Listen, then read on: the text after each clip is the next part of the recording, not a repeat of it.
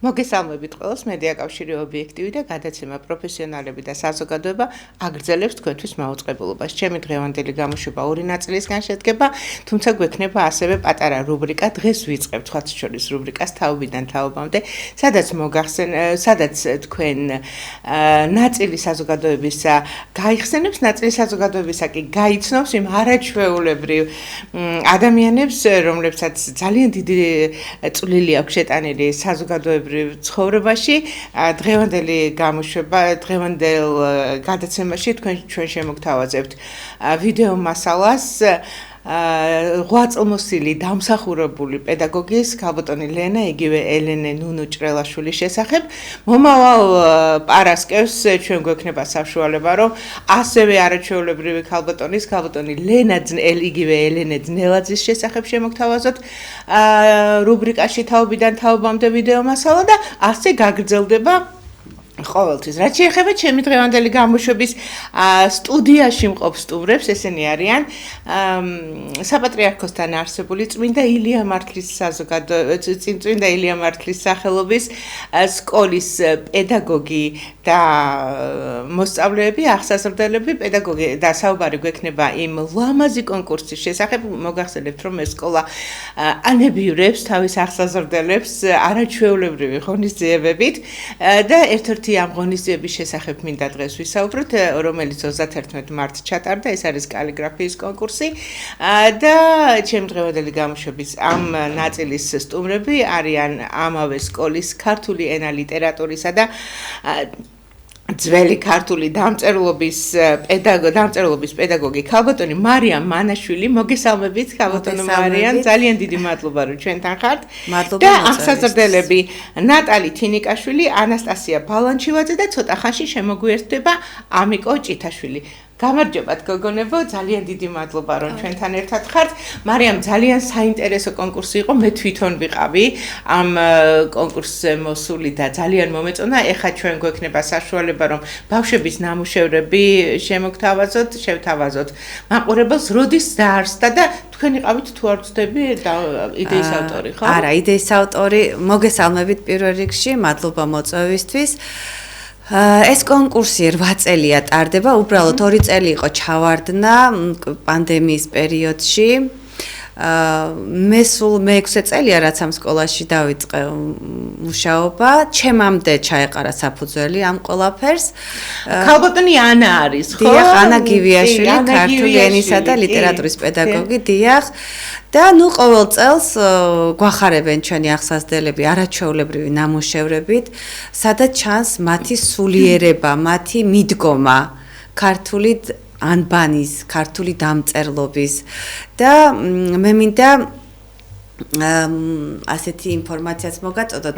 ჩვენ გვაქვს სპეციალურად შექმნილი საპატრიარქოსში იბეჭდება ეს წიგნი, ძველი ქართული დამწერლობის სახელმძღვანელო, რომელიც არის ასომთავრულ დამწერლობაზე და ნუსხურ დამწერლობაზე, რომელსაც ჩვენ ვსწავლობთ სკოლაში, მე-4, მე-5, მე-6, მე-7 კლასში. და იქ არის პირველ გვერდზე პატრიარქის არაჩვეულებრივი სულში ჩამწდომი სიტყვები, რომელიც ასე ახასიათებს ჩვენი უწმინდესი და უნეტარესი, ასე ახასიათებს და ასე მოწიწებით მოიხსენიებს ამ ჩვენ საგანძურს, რომელსაც ქართული დამწერლობა, ქართული ენა ქვია. ჩვენი ბრძენი პატრიარქი. რა თქმა უნდა, ის ამბობს, რომ ღრმა, უნაპირო, თავმდაბალი, ბრძენი და მიუწვდომელია ენა ქართული. ის გაზაფხულზე პირველ გაშლილ ვარდივით ლამაზია, მისი სამოსი ცისფერია, მისი სახლი ზეცაა და ეს არის მუსიკა, არა მიწიერი, არამედ სულიერი. მე ულამაზესი სიტყვებია, ძალიან დიდი მადლობა. ბევრი რაღაცისთვის კი არა, ზოგადად იმისთვის, რომ არსებობს ჩვენი უწმინდესი და აი ამ სიტყვებისთვის ახლა დიდი მადლობა. მას ქალბატონ მარიამ თქვენის ნებართვით. ნატალიასთან გადავალ შეკითხოთ, ფერზე იყო აქ საუბარი, უწმინდესის არაჩვეულებრივი სიტყვები, რა ფერია ბრძანა მან? შენთვის რა ფერია ქართული დამწერლობა? ჩემთვის ქართული დამწერლობა ცისფერია, გამარჯვების ფერია, ღმერთთან უფრო ახლოს ყოფნის დამაკავშირებელი ფერია, ჩემთვის ცისფერი და ქართულ დამწერლობას სწორედ ამ ფერთან ვაიგივებ. ძალიან დიდი მადლობა. ანასტასია, შენ რას გვეტყვი ამ კონკურსის შესახებ და რა არის? აი, როდესაც წერ რა შეგრძნება გაქვს ქართულ აი ულამაზეს ასოებს მოყვანილობას რო უკეთებ? ზოგადად დამწერლობისას შინაგანი სამყაროც გადმოიცემა. რას გრძნობ და ზოგადად აი როგორ გინდა რომ გადმოსცე ეს ყველაფერი შენ ხასიათზეც არის დამოკიდებული. როდესაც წერ, აი სიმშვიდეა თითქოს და გარშემო არავის არ აქცევ ყურადღებას და მარტო კონცენტრირებული ხარ იმაზე, რასაც აკეთებ და წინ გიძევს. და ძალიან კარგი შეგრძნება არცონეს, როდესაც შენ იმას გადმოსცემ და არ ხარ შეზღუდული იმაში, რაც გინდა რომ გააკეთო. დიდი მადლობა, მარიამ. რომელი უფრო მოწონთ ბავშვებს ამ სამი და აქვე მინდა აღნიშნო რომ თქვენ სკოლაში ისწავლება საფრთხოს ჯული და ამისთვის ძალიან დიდი მადლობა იმ ადამიანებს ვინც ჩათვალო რომ აუცილებელია რომ სკოლაში ისწავლებოდეს საფრთხოს ჯული და განსაკუთრებული მადლობა მინდა გადაუხადოთ თქვენ არაჩვეულებრივ დირექტორს და დირექტორის მოადგილეებს ყველას. მარიამ, მოდით ახლა მითხარით რომელი უფრო მოწონთ ბავშვებს თუ სხვადასხვა აზრი არსებობს? იცით, აი ხა მეოთხე კლასიდან იწყებენ ასომთავრულ დამწერლობას, მრგლოვანს ვეძახით ჩვენ ამას. თავიდან მათთვის უცხოა ეს, რა თქმა უნდა და ძალიან ხალისით აკეთებენ ყველა იმ დავალებას, აი რაღაცა მოწიწებით და სხვანაირი დამოკიდებულებით ეცნობიან თითოეულ ასოს.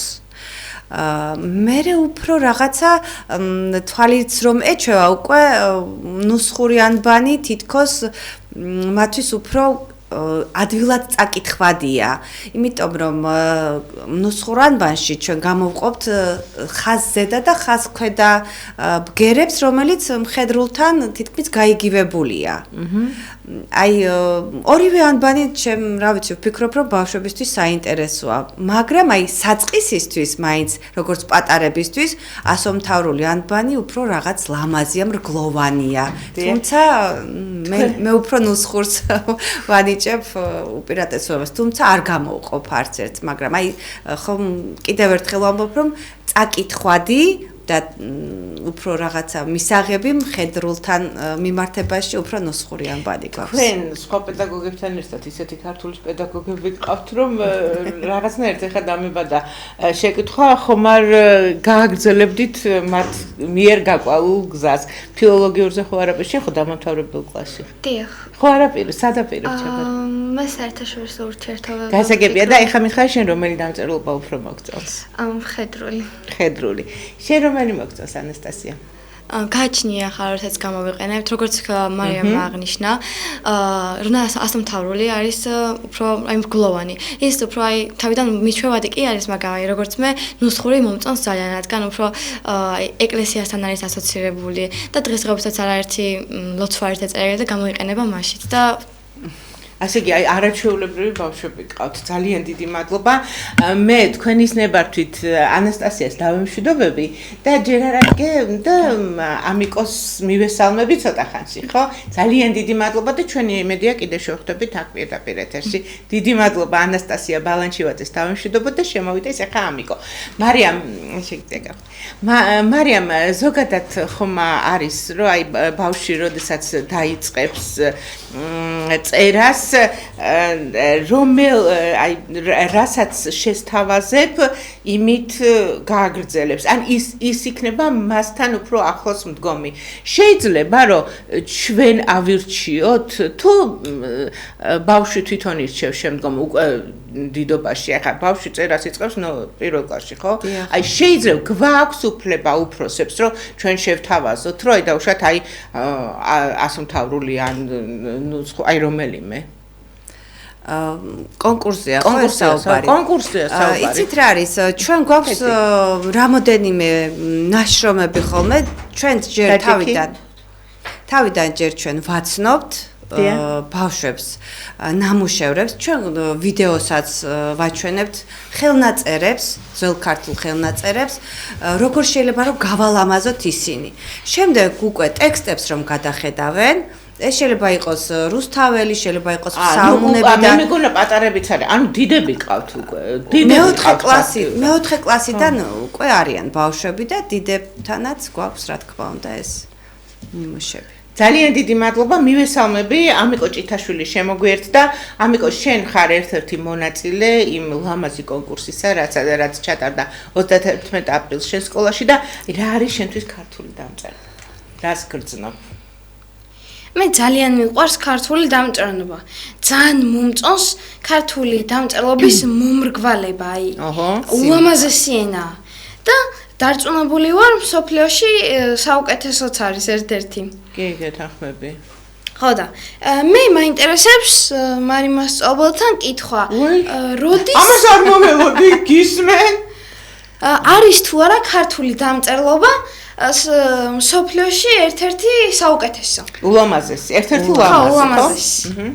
ნუ ახლა მე როგორც ქართველს და როგორც ფილოლოგს და მოყვარულს ჩემი აი უსაზღვროდ მიყვარს ჩვენი დამწერლობა გამოვარჩევ რით ჩვენი პატარა მოცუცქნული მუჭზე რომ ეტევა საქართველოს აი ამ დიდ მსოფლიოსთან განსხვავებით გვაქვს სამი დამწერლობა სამი სახოვანი როგორ შეიძლება რომ არ იყოს ის ლამაზი აი როგორც ჩვენი პატრიარქი ამბობს ის მარტო ანბანი და დამწერლობა არ არის ეს არის ქართული სული ჩანს ამაში ის მებრძოლი სულიც ის ამოუცნობი ის ღრმა აი ყველა ასოს რაღაცა თავისი სიმბოლო აქვს ზოგს მთვარისა ზოგს მზის ზოგი მრგვალია ზოგი უხეშია წვეტიანია თუმცა აი ერთად აღებულს ულამაზესი ფორმა აქვს მე ვთვლი რომ ანბანურ სისტემაში ქართული ანბანი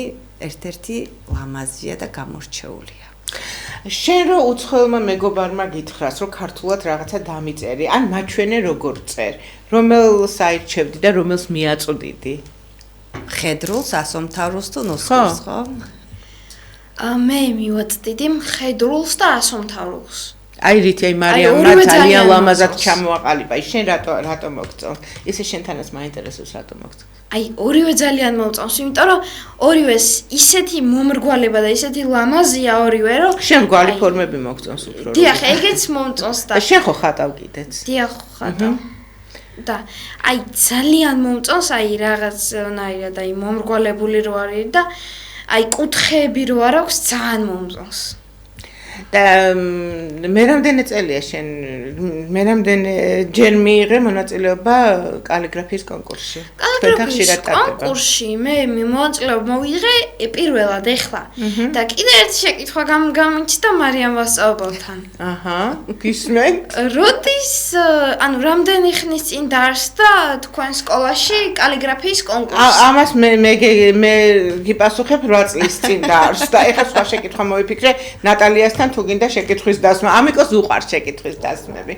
ნატალია ყავს. ნატალია, შენთვის შენთან რომელი უფრო ახლოს დგას? მხედრული დამწერლობა მგონია. აი არ ვიცი როგორ გადმოვცე. აი მეც ძალიან მიყვარს მომრგვალებული ფორმა. მე თვითონ ხატავ და ეგ უნდა მეკითხა და აი და ამას წარი, კარგია რომ მითხარი. ნუ ჩემთვის უფრო საახლოს მხედრული დამწერლობა არის და მგონია რომ გამორჩეული ამ სამიდან. აუცილებელია ალბათ ხო ხატვის ნიჭიც ქონდეს ადამიანს რომ ბოლო ამბიცია ქონდეს იმისა რომ მიიღოს მონაწილეობა კალიგრაფიის კონკურსში ხო? ნუ რაღაც ხედვა უნდა ქონდეს თავისებური. ეხლა მე მესმის ნატალიას რატომ მოსწონს მხედრული. იმიტომ რომ ნახეთ მხედრული არის ნაჯვარი ასომთავრულისა და ხუცურის. ასომთავრულიდან აქვს აღებული მრგვალი ფორმები და ნუსხურიდან აქვს ხაზზედა და ხაზქვედა უკაცრავად ქალბატონო მარიამ არ დაგავიწყდეს სათქმელი მე ჩემ არაჩვეულებრივ ტექნიკურ ჯგუფს თხოვ რომ ბავშვების ნამუშევრები გაუშვას კალიგრაფიის ნამუშევრები დიდი მადლობა დიახ ხო და მე ვფიქრობ რომ აი ანუ უკვე უფრო სრულია უფრო დახვეწილია აი თქვენი ნამუშევრები ნახეთ აი ამიკო ფერს აძლევ როდესაც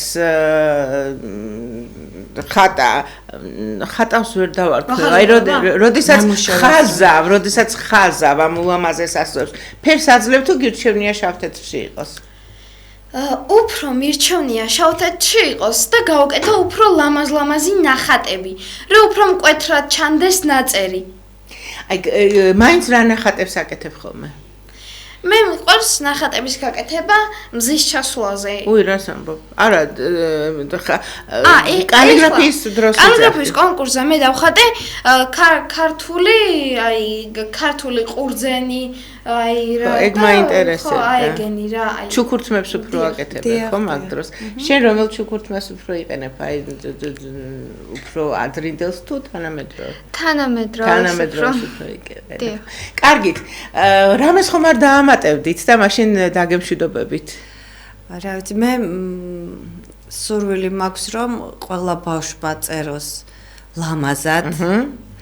იმიტომ რომ რაც უფრო მოვეფერებით და მოწიწებით მოვექცევით ჩვენ ამბანს. ანუ ჩვენი დამოკიდებულება ჩანს, ჩემი აზრით, აი ამ წერაში. თუმცა ზოგისთვის ცოტა რთულია ეს კალიგრაფია გააკეთილშობილოს, მაგრამ ვეცადოთ. და რა ვიცი, ვისწავლოთ ასომთავრული და ნუსხური დამწერლობა, იმიტომ რომ ეს ჩვენი ძალიან დიდი განძია. ჩვენი წინაპრების ენა. ჩვენი წინაპრების დამწერლობა, მართალი ხარ საყვარელო. ძალიან დიდი მადლობა, უღრმესი მადლობა საპატრიარქოსთან არსებული წმინდა ილია მართლის სახელობის სკოლის ქართული ენა ლიტერატურისა და ძველი ქართული დამწერლობის პედაგოგი ქალბატონი მარიამ მანაშვილი. ნატალია თინიკაშვილი და ამიკო ჭითაშვილი იყვნენ პირველი გამოშვების პირველი ნაწილის სტუმრები. დიდ მადლობას გადაგიხდით მობრძანებისთვის, დაგემშვიდობებით.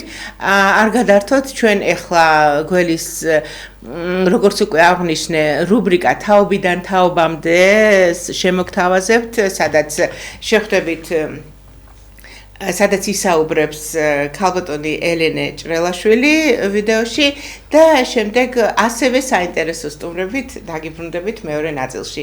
დროებით.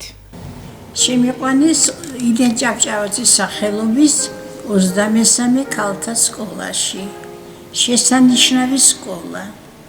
სკოლა იწყებოდა 9:30-ზე, ოღონდ 9 საათამდე, 9:30-9 საათამდე კლასების მიხედვით ვიდექით ეზოში და ფიზკულტურის მასწავლებლის ხელმძღვანელობით ვატარებდით დილის გამახსნეველ ვარჯიშს. გამრიგებელი იყო თინა შარაშელიძე. ეს იყო შესანიშნავი პერიოდი. ძალიან გვიყვარდა ვარჯიში და შემდეგ გაკვეთილების დაწყება. კლასის დამრიგებელი იყო თინა შარაშელიძე. შესანიშნავი მასწავლებელი, მოსწავლეთა მოსიყვარულე და წერა-კითხვაც სწორედ თინა შარაშელიძემ შეგვაყვარა. შეგვაყვარა აგრეთვე ქალბატონმა თინამ წიგნების კითხვა. ბავშვობის ასაკიდან, ანუ პირველი კლასიდან დაწყებული, ჩვენ შეგვაყვარა კითხვა და ეს წაკითხული წიგნები ისეთი სახალისო იყო, რომ ნამდვილად არ ჭირდებოდა შეხსენება ოჯახში, რა არის გაიღე წიგნი წაიკითხე. ჩვენ დიდი სიამოვნებით ვკითხავთ ყველაფერს იმას, რასაც გვირჩევდა ჩვენი გამრიგებელი.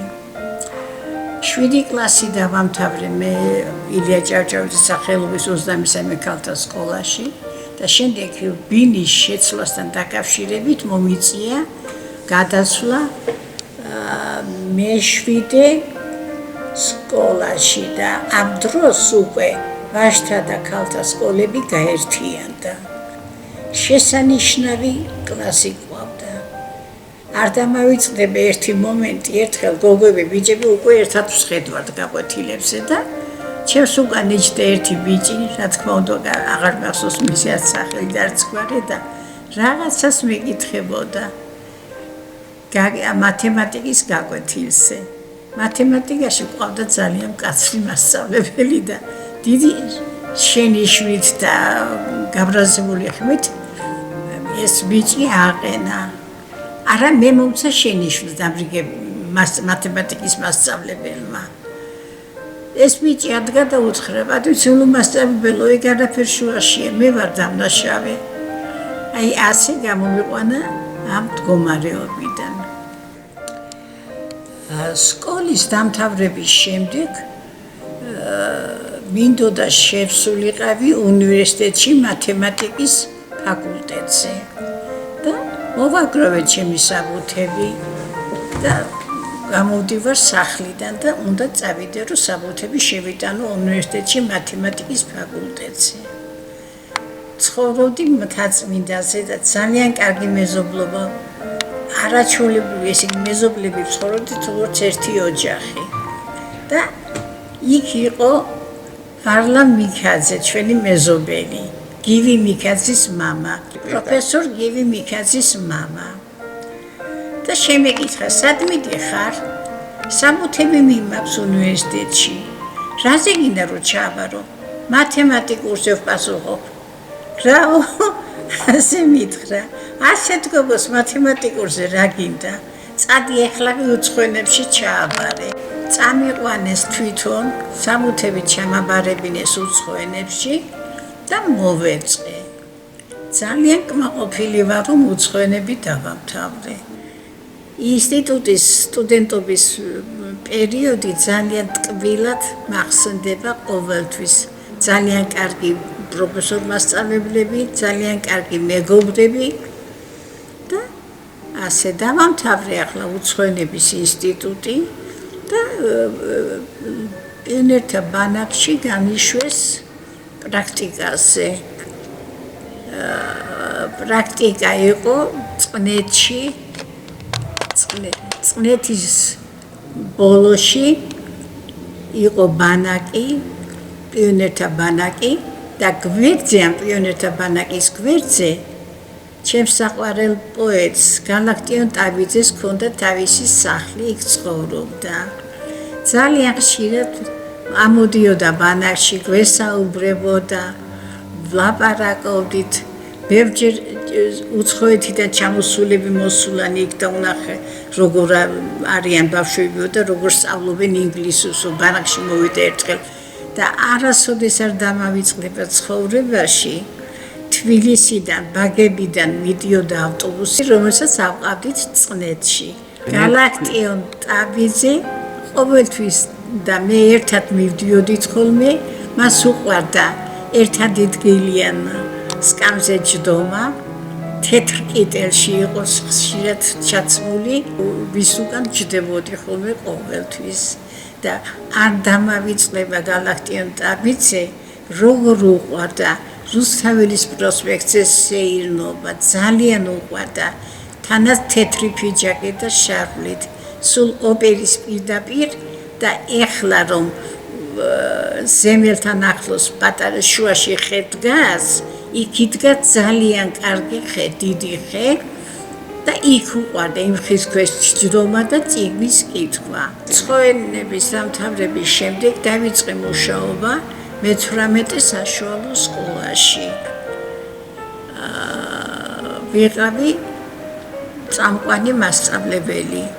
ჩვენი სკოლის ეზოდა პედაგოგთა მასწავლებელთა დახელოვნების ინსტიტუტი ერთ ეზოში იყო და თუ ვინმე კათედრის გამგე იყო ქალბატონი ნია კაკუშაძე, ინგლისური ენის პრეზიდენტი და როდესაც ჩამოდიოდნენ საქართველოში, აინტერესებდათ როგორ ისწავლება ინგლისური თბილისში, ყოველთვის ნია კაკუშაძის ხელმძღვანელობით მოდიოდნენ ჩვენთან და მატარებდნენ ღია გაკვეთილებს.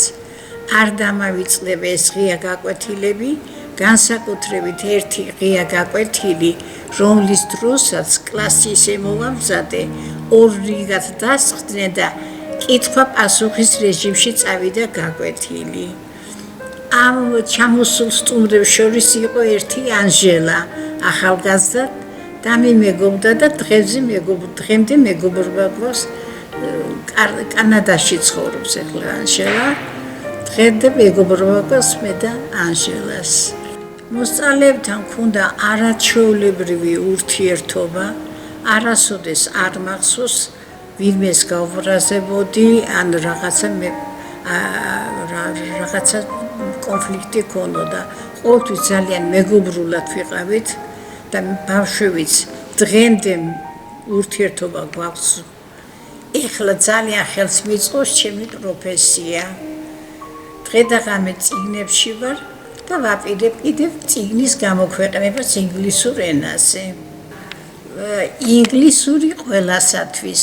Საკითხი წიგნი იქნება როგორც დამწყებთათვის, ასევე დაწყებით საფეხურზე იქნება ეს წიგნი. და ალბათ მალე გამოქვეყნდება. მზე ფერუმარილით. მზე გაზაფხულის ამოიწვერა, დასრულდა ზამთრის გრძელი ავდარი. აყვავებულ ხარია სამანო დაგიხვდი სევდით ნაავადარი. ოჰო, იმგვარად ვეღარ მყიჟინებ. ვეღარ მღერი, როგორც მღეროდი, აყვავებულ ხარია სამანო არ მალავ. უკვე აღარ გელოდი. ეს ლექსიდან ამონარიდი წავიკითხე, რომელიც ეკუთვნის ყვარელში არსებული ქართული სიტყვიერი კულტურის სექციის ხელმძღვანელს გიორგი ზუბიტაშვილს, რომელიც არის დღეს ჩემი სტუმარი და მას შეკითხვებს ჩემთან ერთად დაუსვავენ მარიამ აბდუშელიშვილი, მარიამ ტახჩიდი და ლუკა ბოჭორიშვილი. გიორგი, ძალიან დიდი მადლობა სპეციალურად გადაცემის მედია კავშირი ობიექტივში მოსასვლელად და გადაცემისთვის პროფესიონალები და საზოგადოება ჩამოვიდა ყვარელიდან. გიორგი, რასაც ძალიან ვაფასებ და ძალიან დიდ მადლობას მოგახსენებ და მოდი ახლა გიორგი, მითხარი, შენ აი ესეთი დიდი განსხვავება არ არის ახლა თქვენ შორის და ასეთი ახალგაზრდა ადამიანი უკვე ეს მომეწონა სიტყვიერი კულტურის სექციის ხელმძღვანელი ხარ და ჯერ მარტო ეს არის მისასალმებელი, ვინც მოიფიქრა, რომ სიტყვიერი კულტურის სექცია არსებობდეს ჩვენს ულამაზეს ყვარელში. მოგესალმებით. გამარჯობა. მივესალმები თქვენს ტელემაყურებელს. მადლობა მოწვევისთვის. მადლობა შენ რომ ჩამოხვედი. კი ბატონო, ყვარელში არსებობს ასეთი ლიტერატურული დაჯგუფება, ქართული სიტყვიერი კულტურის სექცია, რომელსაც როგორც თქვენ აღნიშნეთ, ხელმძღვანელობ მე. ეს ყველაფერი რომ დაარსდა ვინ დაარსა გიორგი? ბატონმა ირაკლი მათიკაშვილმა. ეს არის ყვარლის კულტურის განვითარების ხელმძღვანელი, უნიჭიერესი ადამიანი, რომელიც წლებია ემსახურება ყვარელში და არა მარტო ყვარელში, საქართველოში კულტურის განვითარებას. შესანიშნავი ლოტბარი, რამდენიმე ანსამბლიც აქვს დაარსებული ბატონ ირაკლის ყვარელში და მოკლედ შემიძლია თამამად თქვა, რომ იგი დიდ საქმეს აკეთებს ჩვენი მუნიციპალიტეტისთვის. ასევე დიდი მადლობა მინდა გადავხადო ქალბატონ მაია ზარდიაშვილს და ყვარლის მუნიციპალიტეტის მერიას, თვითონ ბატონ მერს გივი ზაუტაშვილს, რომ არა ეს ადამიანები ყვარელში ეს სექცია ვერ იმუშავებდა, რომელიც ხელს უწყობს ქართული ენისა და ლიტერატურის ისტორიის ბავშვობამდე მიტანას. ეს არის არაჩვეულებრივი და მეც მადლობას გადავუხდი ამ ადამიანებს, რამე თუ დღევანდელ დღეს ძალიან ჭირდა, ყოველთვის გჭირდებოდა, მაგრამ დღეს განსაკუთრებით მნიშვნელოვანი და განსაკუთრებულით საჭიროა მსგავსი სექციების არსებობა. დიდი მადლობა მათ. მარიამ, გისმენ? რამდენი წლის იყავით პირველი ლექსის დაწერისას და რაზე იყო ეს? მარიამ, მე არ მახსოვს პირველი ლექსი როდის დავწერე და საერთოდ რაზე დავწერე თვითონ ჩემი თავიც არ მახსოვს ლექსის გარეშე. ალბათ შენზე მცირე ასაკის ვიყავ. რა მაინტერესებს დედიკოს და მამიკოს თუ ახსოვს, აი როდის დაწერე? ალბათ მიხვედი და მშობლებს მათ, მაგრამ აი ჩემი სკოლის დირექტორი იხსენებს, რომ მე 4 კლასში იქნებოდი, როდესაც უკვე მინდოდა წიგნის გამოცემა. რას მეუბნები? მე 4 კლასელმა წიგნის გამოცემა გინდოდა? გამოცემა მინდოდა, ოღონდ ეს რა თქმა უნდა ბავშვური ლექსები. მე რა მაგას რა ჯობია, გისმენ? რატომ დაიწყეთ ლექსების წერა? არა, ანუ იცი როგორ არის ესე მიზეზი ლექსის წერას არ ჭირდება. თვითონ არის ეს, თვითონ ხდება ლექსი დაგეწევა ადამიანს და მე შენი თავი აღარ გიგუთნის, შენში იბადება პოეტი. გისმენ? რა სტილში წერით ლექსებს? ხო, ჩემი ლექსის სტილი მრავალფეროვანია, თუმცა ძირითადად ორი მხარე აქვს, ეს არის კონვენციური ლექსი, ანუ ტრადიციული ლექსს რომ უწოდებენ, 10 მარცვლიანი ლექსია და ასევე ხალხური ლექსის სტილი 8 მარცვალზე. ეს არის ჩემი ასე ვთქვათ შემოქმედებისთვის დამახასიათებელი, ხო? კი ბატონო, დამახასიათებელიც და უფრო კომფორტულიც. აი ხალხური ლექსის სტილზე ბრძანე გიორგი და მაინტერესებს აი საფუძვლად აი ეს ძირძველი კულტურა დაედო? რა თქმა უნდა. და ეს როდის დაწერე? აი ხალხური ლექსის სტილი მაინტერესებს როდის? ბავშვობიდან მიყვარდა ფოლკლორული ტექსტების კითხვა. განსაკუთრებით ვაჟა-ფშაველა მიყვარს ჩემი პოეტებიდან და კიდე რამდენიმე მთის პოეტები, ვინც არიან ძალიან მიყვარს, მაგრამ ეს ხალხური პოეზია სხვანაირად მოვიდა ჩემამდე, სხვანაირად ხვდებოდა და ალბათ გავლენაც იყო ვაჟასი. ზოგადად ხალხური პოეზიის გავლენა იყო ამ სტილზე ჩემი ლექსების წერა. გისმენ მარია. რამდენად რთულია ლექსის დაწერა? ლექსის დაწერა რთული არ არის, თუ ის თავისთავად იწერება. ანუ მოდის შემოქმედებითი მუზას რომ ვეძახით, ხო? ანუ არის შემთხვევები, როდესაც შენ ცდილობ რომ დაწერო ლექსი, მაგრამ მას არ აქვს. ანუ შეიძლება თავში მოგივიდეთ უცებრით ეს რაღაცა. აი, მაგ დროს იწერება ყველაზე მარტივად, მაგრამ როდესაც აქედან რო ამოდის, ხო? კი ბატონო, როდესაც პოეტი მიდის და აი გინდა თუ არა მე ახლა უნდა დავწერო, მაგრამ შთაგონება არა, ეს ჩემთვის პოეტი არ არის, ხო? და შეკვეთით და დაკვეთით დაწერილი არც პოეტი მწამს და არც ნახატი და არც მუსიკაც დაწერა. გისმენ? მიიღეს თუ ანუ როგორ მიიღეს მშობლებმა ის რომ ლექსებს წერთ? ხო. არ ვიცი. დადებითად. უარყოფითად არ მივიღიათ. დადებითად ძალიან. კარგი.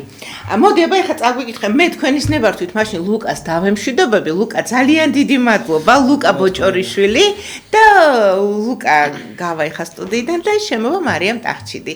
ძალიან დიდი მადლობა ლუკა. მოდი ეხლა წამიკითხე ერთი ლექსი. კი ბატონო.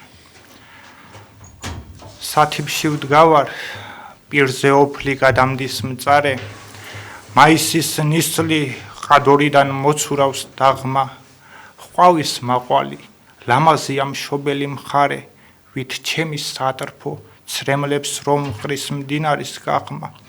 რა იცის ხალხმა სამშობლოსიან სიყვარულის, მთავარი არის ფერდობზე რომ ნათიბი გახმა, თუმც კი ამბავი წამოსწდებათ გაფრინდაულის, ვეფხის ტყაოსნის აგრე იცის ხოლმე არაყმა, მაგრამ ვაი რომ პოეტი ვარ ბედით ნასმური, სამშობლოს ტრფობა ქალის ვალად მერგება, ღმერთმა გიშველოთ, გაღმასტირის ერთი ასული, და ამ წუხრესო ასე მითხრეს შენმა ლექსებმა, სათიბში ვდგავარ, პირზე ოფლი გადამდის მწარე, ყვავის მაყვალი, თან სამზეოს ზეცი ბარგება. უცნაურია, ლამაზია მშობელი მხარე, მაისის ნისლი სერს გადადის და იკარგება. უღრმესი მადლობა, არაჩვეულებრივი ლექსია. გისმენ მარიამ, გამარჯობა მარიამ. გამარჯობა ნანა, დიდი მადლობა. გამიმესალმები გიორგისაც და მადლობა სუხდი მობრძანებისთვის. მე სამწუხაროდ არ მოსმოდა მანამდე ლუკასთან ერთად რა კითხები ქონდა დასმული, ასე რომ დიდბოდის სუხდი თუ იგივე შეიძლება დაგისვათ, მაგრამ ძალიან მაინტერესებს რა ემოცია გაწეიებს თქვენი ლექსები, ზოგი წაკითხული მაქვს და სიმართლე გითხრათ ძალიან დიდი შთავაჭრება მოახდინა ჩემზე და ძალიან მაინტერესებს თქვენ რა ემოცია გაწერინებთ. ხო. აი როცა გაბაზებული ხარ, როცა ბედნიერი ხარ თუ? მე როგორც ვფიქრობ და ვინც კითხულობს კიდევ მათი შეფასებით სევდა და წუხილი. მაინც მე ვფიქრობ რომ პოეტს და ზოგადად შემოქმედს ეს სევდა ყოველთვის თან დახვება და ეს არის ერთ-ერთი ყველაზე შეიძლება ძიმე გრძნობაა, მაგრამ ლამაზი გრძნობა. ეს არის мотивация, არა, мотивация ცოტა სხვა სიტყვა. ეს არის მიზეზი, რომ დაინახოს სილამაზე. შენ თუ სევდა არ გაგაჩნია, ხო და ყველაფერს ბედნიერად ხედავ, ესე იგი რაღაც აკლია შენს ფასიც იკარგება მე იმ ბედნიერების რა ვიცი, აქ ძალიან ისეთი ნახე მზის სილამაზე ნახე, მზე დგას, არ ფიქრობს, არც რას საუბრობს, სიტყვა ძუნწია ცათა ყვავილი, მზის სილამაზე მოკდავებს გწუნავს, ყვითლად უბძინავს. აი მოკდავებს რომ გწუნავს, ამაში ასევდა. აჰა, გასაგები, ამაში ასევდა. გიორგი, შენი აზრი მაინტერესებს ალტერნატიული პოეზიის შესახებ. ანუ ეს როგორ გავიგო თუ შეიძლება? ხო არის ლექსი, კლასიკური ლექსი. კი, გასაგებია. არსებობს თეთრი ლექსი, არსებობს, რითმა სადაც არ არის და არსებობს ლექსი, სადაც შინაარსი არ არის და არსებობს კიდე ლიტერატურა, რომელიც ჩემი აზრით ყურადღების მიქცევის მიზნით ნაკლებად სახარბიელო სიტყვებით არის გადმოცემული. ხო არა, აი ამ შემთხვევაში მე ვერ დავახასიათებ ამას კარგად, რადგან ჩვენ რუსთაველის ქვეყანაში ვართ. უძველესი კულტურის ხალხი ვართ, ენა გვაქვს, არის სასწაული. და შეგვიძლია და გვაქვს იმხელა მარაგი სიტყვებისა, რომ შეიძლება ყველა ლექსში ახალ-ახალი სიტყვა გამოიყენოს პოეტმა და სულ არ არის საჭირო ყურადღების მიქცევის მიზნით, აი რაღაცა გააუფასურო, გინდა პოეზია, გინდა პროზა, გინდა ნახატი, გინდა არ ვიცი. თუმცა აი თქვენ ახსენეთ თეთრი ლექსი, ველიბრი. არა, ნუ ეგ მე მაინც აი ძალიან მიყვარს ეს სტილი. კი, ეგ რაღაცა სიმღერასავითაც მიდის, ხო? მაგრამ აი ეს ვულგარიზმების გამოყენება, ნეოლოგიზმების გამოყენება ლექსში არ მომწონს. ხო, მე უფრო ბავშვების გასაგებ ენაზე ვთქვი და ამიტომ გისმენ მარიამ. რომელია თქვენი საყვარელი პოეტი და მისი ერთ-ერთი ლექსის სათაური რომ გითხრათ? ой, ჩემთვის უსაყვარლესი პოეტი არის მინდი არაბული. მინდი არაბულის ლექსებით დავიწყე მე საერთოდ პოეზიასთან ურთიერთობა. ვაჟაბშაველა და გაბრიელ ჯაბუშანური. ვაი, ალაქტიონი და მე ყველა პოეტი. ვინც ნამდვილად პოეტია და ქართულად უძგერდა გული. მადლობა და მე ჩვენ გავიგეთ რომ თქვენ მოსწავლეები გყავთ და ასწავლით ქართული ლიტერატურის ამ ძველ ისტორიაში. ბოდიში თუ შესწავლით თქვი შემისწორეთ და როგორი დამოკიდებულება გაქვთ თქვენს მოსწავლეებთან და მათ როგორი დამოკიდებულება აქვს თქვენთან? ანუ დამოკიდებულება რა თქმა უნდა პირველ რიგში გვაქვს ის რომ ჩვენი შეხვედრები ემსახურება ქართულ საქმეს ვაკეთებთ ამ ძველ რაღაც ლიტერატურულ ტექსტებს ვკითხულობთ ვარჩევთ აი როგორ ვითარდებოდა ენა და აი ეს ერთი საქმე მერე წარმოშობს მეგობრობას და დადებითი მადლობა მარია არის თუ არა დაწერილი მუსიკა შენს ლექსებზე? კი, რამდენიმე ლექსი არის სამღერებული კი მაიას. მე არ ვიცოდი, თორე სიამოვნებით გთხოვდი რომ მოგეტანა ვიდეო. ვიმღერის? რამდენიმე შემსრულებელი ყავს ჩემთან სოფელ შილდაში არიან ძმები დათა და ბადრი პეტრუზაშვილები ჩემს ლექსი აქვს ამღერებული ასევე ახმეტაში არის ანსამბლი ქართული გენი მათაც ამღერეს მაია სიჭინავა არაჩვეულებრივი ადამიანი მასაც აქვს რამდენიმე ლექსი ამღერებული და არის ამღერებული ასე ვთქვით მარიამ გისმენ და შეგიძლიათ თქვენი რომელიმე კიდე სხვა ლექსი რომ წაგვიკითხოთ წეღან მანანამ ქალბატონმა მანანამ გახსნა ეს ნაწილი თქვენი ლექსით და ძალიან ვისიავნეთ მისი მოსმენით და კიდევ ვისურვებდით რომ ერთიც მოგვესმინა თუ წინააღმდეგი არ იქნებით 14 აპრილი მოდის ჩვენი ქართული ენის დედაენის დღე და წავიკითხავ დედაენას სიამოვნებით მოგესმინა მე ამ ჰანგზე ამ ენაზე მიმღერო და დედა ნანას მასზე ტკბილი არც რა მახსოვს ვერ ვიხსენებ იმისთანას თითქოს ჯანხთა ჰანგი არის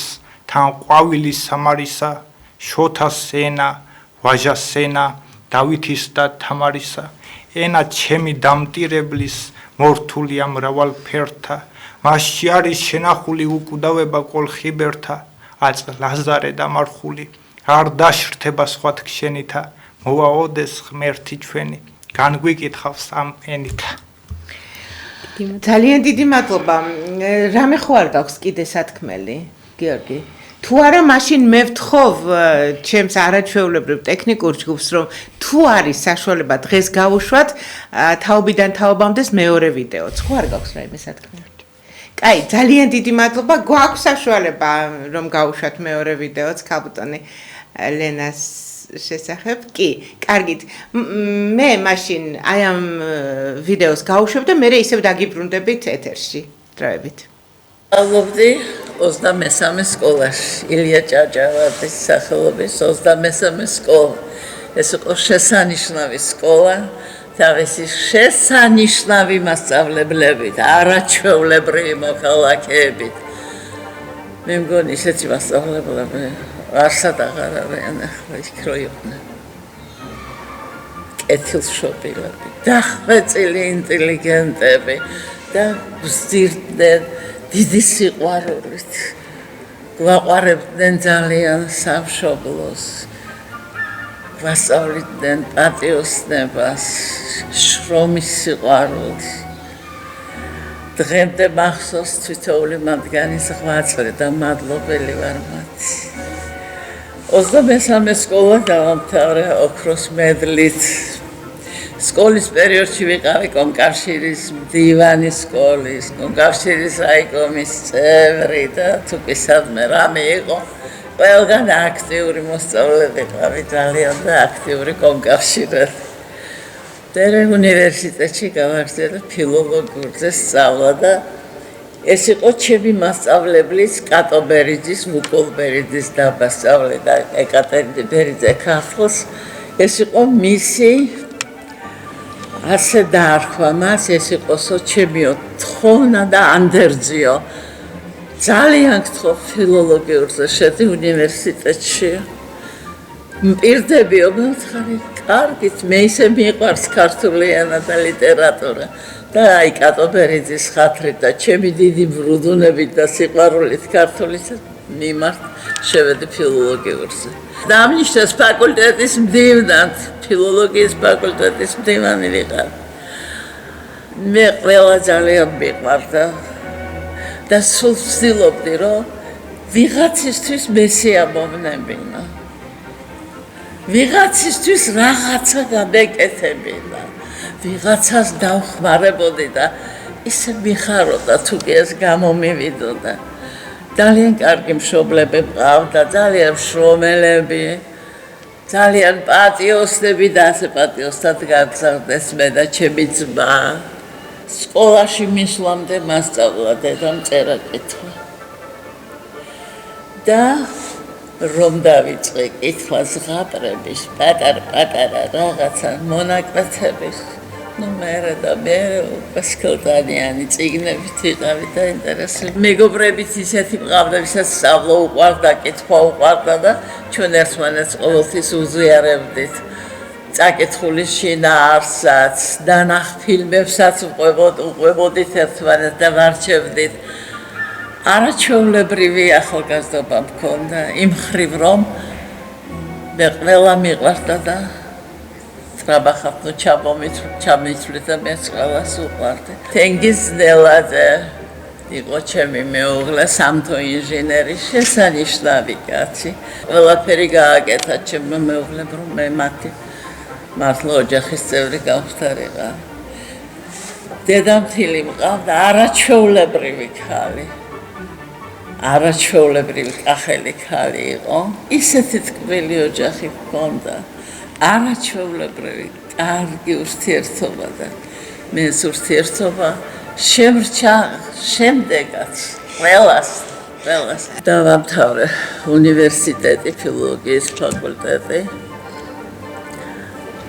რა თქმა უნდა, აქაც დიდი წარმატებები მქონდა, წითელი დიპლომით დავამთავრე და ერთხანს მუშაობდი ტექნიკურ მუშაკად პარტიის რაიკომში, კალინინის რაიკომში მაშინ.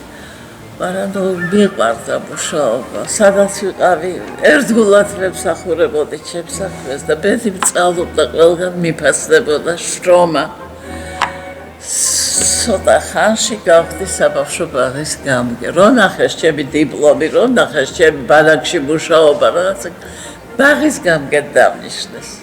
წლების მანძილზე ვიყავი თათრინის რაიონში მე-14 საბავშვო ბაღის გამგე. მე რაიკომის დივნებს მოვეწონე და გადამეყვანეს პარტიის რაიკომში სამუშაოდ თათრინის რაიონში. და როდესაც მე გავხდი თათრინის რაიონის განათლების განყოფილების გამგე. მე ერთხანს პარტიის რაიკომში ხელმძღვანელ სამუშაოზე დამტოვეს.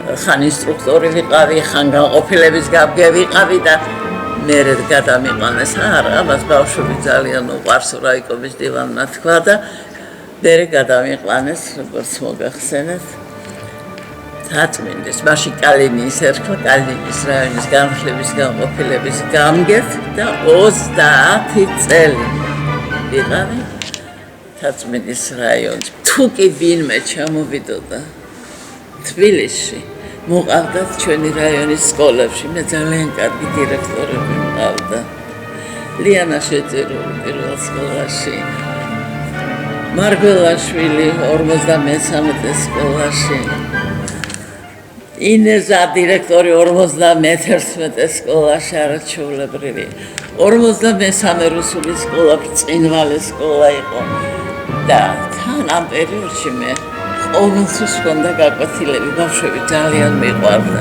ჩემი ქართული ენა ძალიან მიყვარდა და არც ერთი დღე არ მქონია გაკვეთილის გარშ მე რუს ბავშვებსაც ქართულს ვასწავლიდი და ვაყვარებდი და რუსი ბავშვები წერდნენ ქართულად ლექსებს და მიძღვნიდნენ ლექსებს აგერ ზოგიერთი აქაც ვასწავლობდი დიდხანს სიცოცხლე და იდღეგრძელეთ ნიჭიერო და დიდო ქართველო თქვენი სახელი დიდხანს ბრწყინავდეს, მარად ახსოვდეს ჩვენ საქართველოს, თქვენზე საქებარს სხვები იტყვიან, მე კი მოგიზღვნით სურვილებს მხოლოდ 100 წლის ზამთარს შეხვდით ჭარმაგად, 100-მა ზამთარმა თავს დაგათოვოთ. ბავშვები გრძნობდნენ, რომ ისინი ძალიან მიყვარდა. მე ორიანებს არ წერდი ხოლმე. მეუბნეოდი დღეს გაპატიებ. აი, როდის ჩამაბარებ, ამასაც და ახალსაც. და მაბარებდნენ ბავშვები. ჩვენ გვიყვარდა ერთმანეთი, მე და ჩემ ბავშვებს ძალიან გვიყვარდა ერთმანეთი და ამ სიყვარულმა ბევრი რამ დამაძლევინა მეც და ჩემ მოსწავლეებსაც, აი ესე შეაყვარა ქართული ენა ჩემ ბავშვებს. ტაძარი მხოლოდ გულს გვითმობს. ტაძარი გვაახლოვებს ერთმანეთთან. და მე ვფიქრობ, რომ უფრო მეტად უნდა დაინტერესდეს ახალგაზრდობა ეკლესიაში სიარულით. მოისმინონ იქ, რას ამბობენ ჩვენი შესანიშნავი მღვდლები, ნამდვილად მამული შვილები, გული რო უცემთ სამშობლოსათვის, ერისათვის, თავისი მრევლისათვის. ასეთი მამაო მყავს მე მამა მიქაელი. ასეთი მამაო მყავს მე უნივერსიტეტის ეზოში. დავდივარ ყოველთვის მე ყოველ კვირას იქ და ვლოცულობ მთელი ჩემი ოჯახი ეკლესიურია, ჩვენ დავდივართ ეკლესიაში.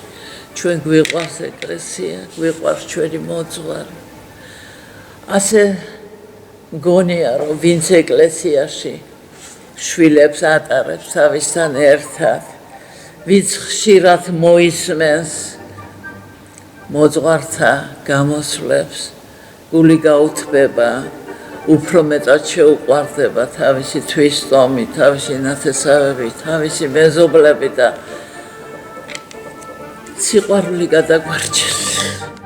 მესმის მადლობა ორი ვიდეოს მონტაჟი ეკუთვნის ბატონ კახაბერ დემურიშვილს დიდი მადლობა მას გისმენ და უცებ უნდა დავასრულო. კი ბატონო.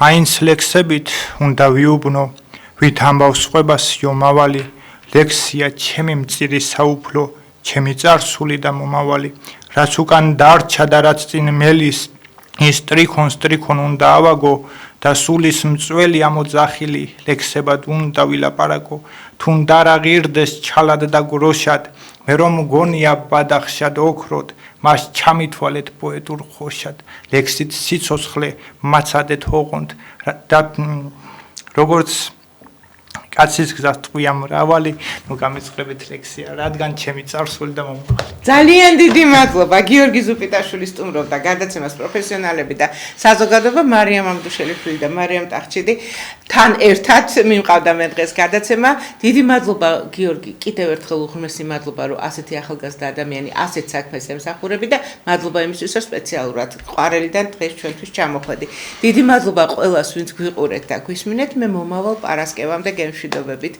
ნახვამდის.